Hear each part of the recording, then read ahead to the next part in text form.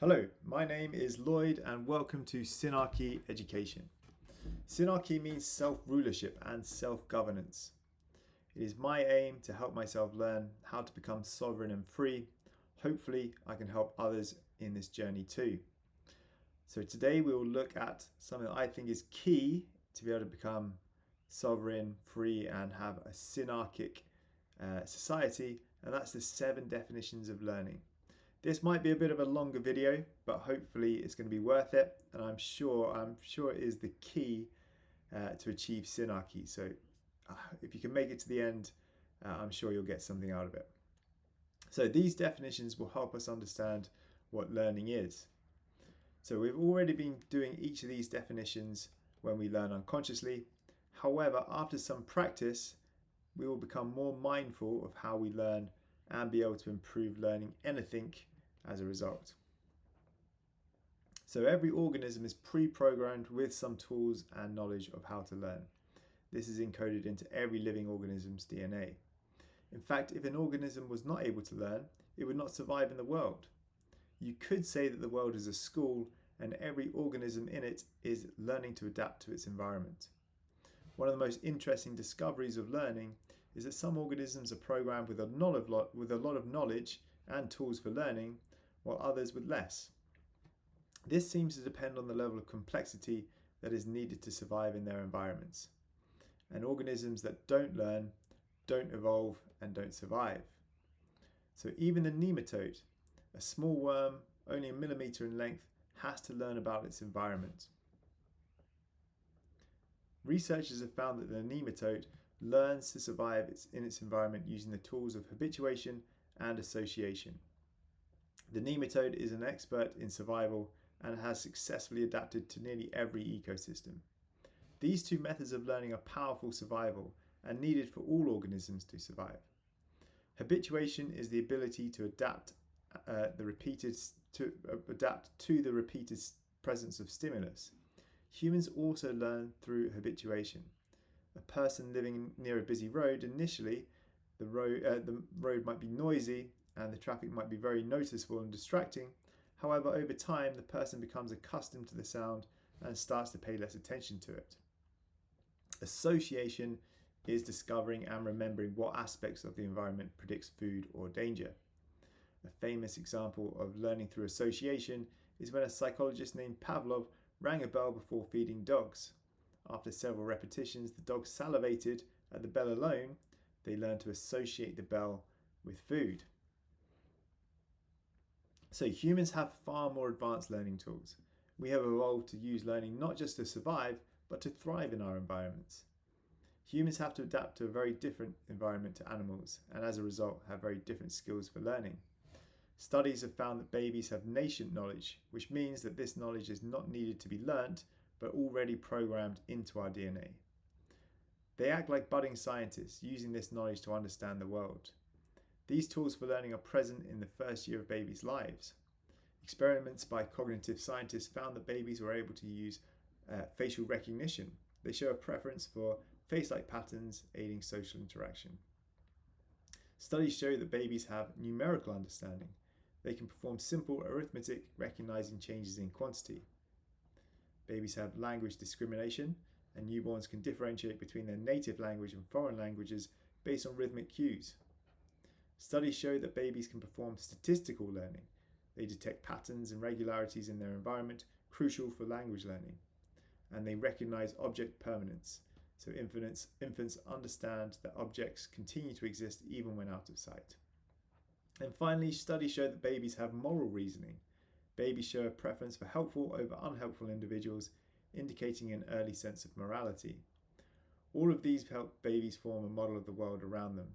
Obviously, these tools for learning are far more complex than the nematode, but the overall objective is the same: to understand the world around them. Okay, so now we'll take a look at the 7 definitions of learning from the book How We Learn. As we take a look at these definitions, try to notice how you have used these in your own life. And it might be worth pausing the video at certain points and reflecting on how you've used each of these definitions of learning. Okay, let's start with our most foundational part of this presentation, and that is to learn is to form an internal model of the external world. So before we start on the 7 definitions, let's start with the overall aim, which is the most general definition of learning. Whether you're a simple nematode, a dog, dolphin, or a human, you need to create a model of the world to understand the dangers and potential challenges, and also for chances of food and reproduction. Humans can create amazingly complex models of the external world. These can be used to help us create better products, medicines, inventions, or anything we need to help us improve our lives. Philosophers and spiritual leaders have also stated that our internal world, made by our models, is as important as the outer world. If our internal model of the world is too small or faulty, we can become fearful or closed off to the world. If we have a more complete worldview, we can have more confidence and security about perceived threats and have confidence in our abilities. In future videos, we will look at the exciting new evidence that our internal world can help create the outer world. It is truly a fascinating time to be learning how to learn. So the 2 internal models that we create in our head can be categorized into 2 polarities. So they may be a materialist, which is a model of the world based on separate individuals, particles, and atoms. Separateness creates a model where each person or thing in the universe is independent of each other, meaning they can only affect each other when they come into material contact. On the other hand, a completely different internal model may be created based on spirit, which is based on the idea of unity and oneness of all things. Unity creates a model where every person or thing is interrelated and affects or can be affected by the other, regardless of the material circumstances. So these 2 competing internal models of the world are based on completely different theories.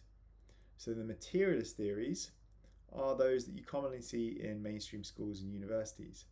They are based on matter being made up of separate individual atoms, a periodic table of separate elements, a body made up of separate organs, bones, and limbs, and a universe based on separate planets held together by gravity. The spirit theory are based more on energy, which connects all things. These theories are both ancient, being held by many spiritual traditions across the world, and also by modern theoretical scientists. This is based on matter being created by a universal ether or plasma, a group of energies according to properties such as earth, air, fire, and water, a body which uses energy according to systems such as chakras, and a universe that is deeply connected to each individual's consciousness.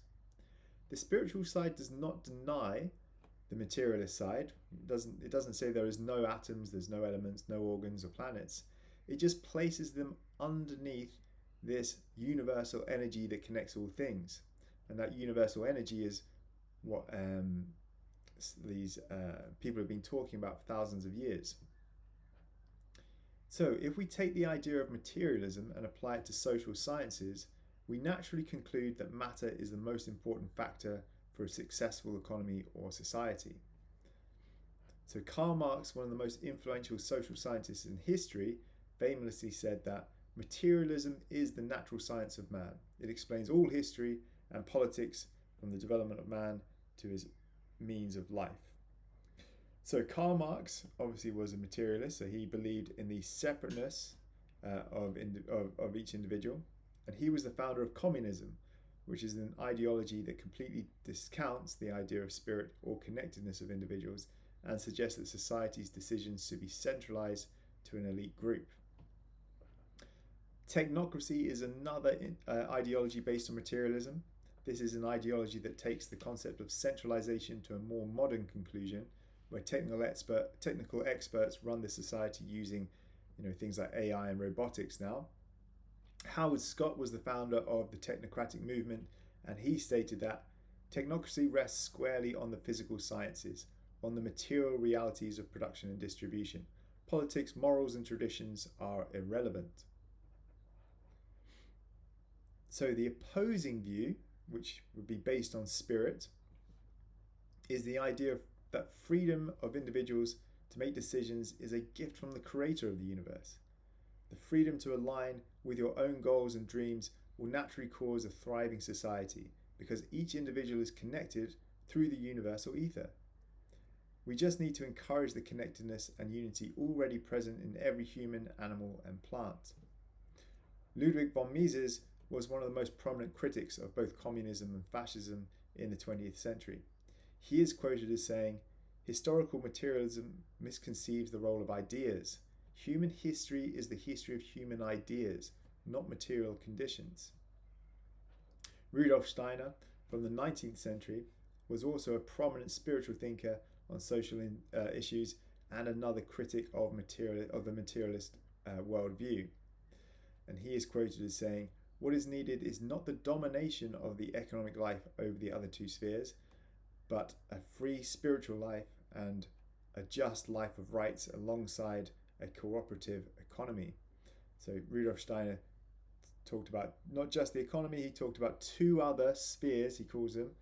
So you must have a free spiritual life where you can discover your worldview for yourself.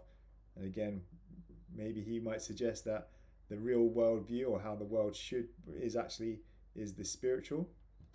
And also a life of rights, which again, materialists would say that there is no such thing as human rights. It's just a made-up construct, whereas the spirit would say that there is universal rights to life, and those are things called natural law, which we'll hopefully do in future videos. So your internal model of the world has a profound impact on your daily decisions in life. A materialist worldview naturally implies that each of us is separate from each other. This creates fear of others and causes actions such as taking from others to survive or keeping and holding resources to ensure your survival in the future. An internal model based on spirit implies that each of us are deeply and irreconcilably connected to each other. As a result, you become naturally more giving because each of us are part of one whole. People receive more with more appreciation because they are not just acting for themselves but for the whole. So our internal model has a profound impact, not just on ourselves, but on the whole of society. And with that in mind, now we'll take a look at the 7 definitions of learning. These 7 definitions relate to how your internal model of the world gets updated and changed over time. So learning is adjusting the parameters of a mental model. We might have an internal model of how the world works, but does it hold up in every situation? When we adjust the parameters, we are changing how we think about or understand something based on new information or experiences. For example, a child might initially think all 4-legged animals are dogs. After learning, they adjust their mental model to recognize that some 4-legged animals are cats. This adjustment in their understanding is learning.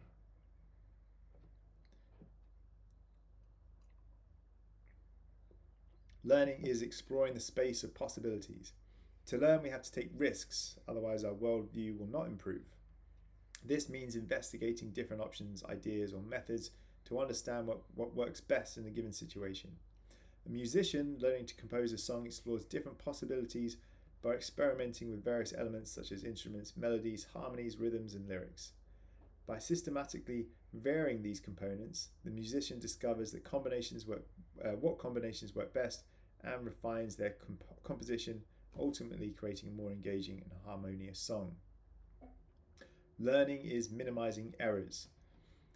When you are just starting to learn a new skill, you inevitably make lots of mistakes. Learning involves continuously reducing mistakes or inaccuracies through feedback and adjustment. This process helps refine understanding and improve performance over time. A student learning to play the piano starts by practicing scales initially. They make many mistakes, hitting wrong notes and struggling with timing. With practice and feedback from a teacher, the student identifies errors and corrects them. Over time, their playing becomes more accurate and fluid, demonstrating the learning process of minimizing errors to improve their skill. Learning is exploiting a combinational explosion. Once you have learned the basics of any new skill or subject, you want to create something new or play with what you have learned. Learning by exploiting a combinational explosion means leveraging the vast number of possible combinations or arrangements of elements to find optimal solutions or gain new insights. A chess player learns by exploring the numerous possible moves and strategies in the game. By studying various combinations of moves and their outcomes, they develop a deeper understanding of the game and improve their ability to anticipate and counter their opponent's strategies. Learning is optimizing a reward function. To learn, you have to know if you did something right or wrong. Optimizing a reward function means adjusting actions or behaviors to maximize positive outcomes or rewards. A dog learning to perform tricks receives treats as a reward. Initially, the dog tries different actions. Over time, it learns to perform the tricks that earns the most treats, optimizing its behavior to maximize the number of treats it receives. Learning is restricting search space. After you've learned something new, you don't want to go through the whole discovery process every time you want to use what you've learned. Restricting search space means narrowing down the range of options or possibilities to find the best or most efficient solutions. A student solving math problems learns to focus on relevant formulas and methods instead of trying every possible approach. They learn to identify and use the most appropriate strategies, reducing the time and effort needed to find the correct solutions. Learning is projecting a priori hypotheses. Every learner is a mini scientist using what they have learned about the world to make predictions on what will happen next. This involves forming initial assumptions or hypotheses about how things work and refining them based on new information or experiences. A farmer hypothesizes that planting crops early in the season will result in higher yields. They decide to plant one field of crops early and another field later than usual. After harvest, if the early planted field yields more produce, it supports the farmer's initial hypothesis. If not, they may reconsider their planting schedule or investigate other factors affecting crop growth. Okay, so all these definitions of learning help us form an understanding of how the world works. And this is the reason we need to learn to expand our internal model of how the world works.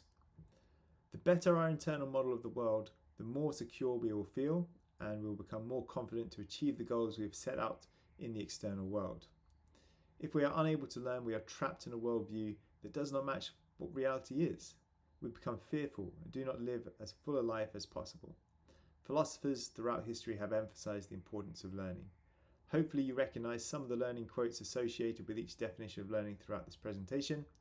My favorite story of the importance of learning was written way back in 400 BC by the philosopher Plato. He warned in a famous allegory of the cave about having a narrow worldview, or how having a narrow worldview can keep us trapped in a perceptual prison.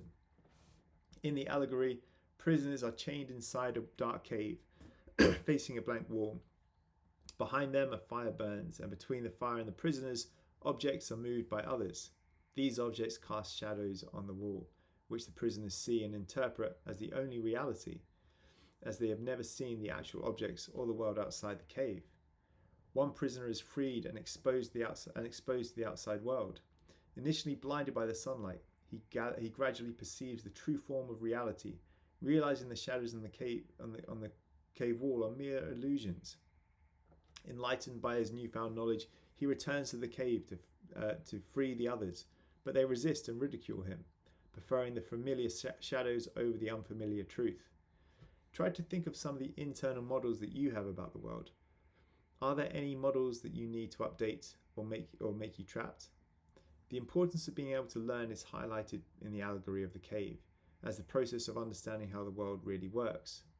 Plato suggests that the learner who escapes the cave represents the enlightened individual who gains knowledge through learning and critical knowledge.